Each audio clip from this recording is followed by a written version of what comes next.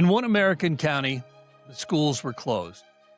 They didn't fail, they didn't run out of money, they didn't burn down, but they were closed on purpose.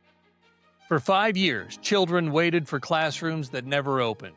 And while officials argued and politicians postured, a group of parents decided their children could not wait any longer.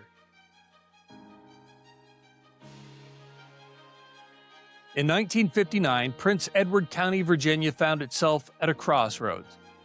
The Supreme Court had ruled that public schools must desegregate. Other districts resisted quietly, some complied grudgingly, but Prince Edward County chose a different path. The county shut down its entire public school system. Every school, every grade, every classroom closed. Not as a temporary protest, but as policy. County leaders insisted that integration was unacceptable, and if desegregation was the price of public education, then public education would simply cease to exist. From 1959 to 1964, there was no public schooling in Prince Edward County. That didn't mean all children went without an education. White families were offered state-backed tuition grants. With that money, private academies opened almost immediately. Teachers were hired, lessons resumed. Black children were offered nothing. No grants, no alternative schools, no plan.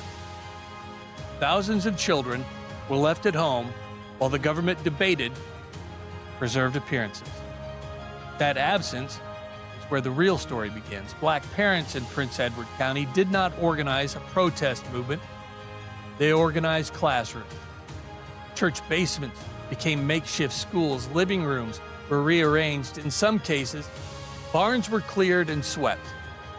Parents pooled money they didn't have. They recruited volunteer teachers wherever they could find them. Some were trained educators. Many were simply adults who knew their children could not afford to lose another year. They called them freedom schools, not as a slogan, but as a description of what they were doing. These schools were not approved, accredited, or funded by the state. They existed because parents decided that education did not belong exclusively to the government. The conditions were difficult. Some children fell behind permanently.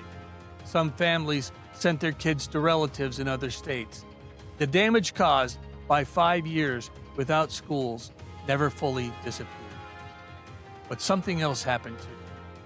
When the county closed the schools, parents stepped into the gap.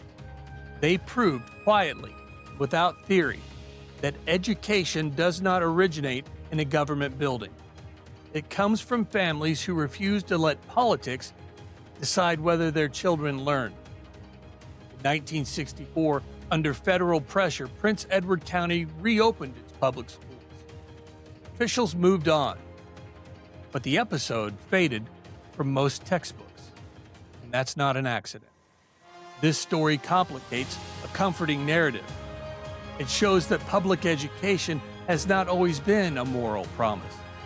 At times, it has been a political weapon, distributed selectively, withdrawn deliberately.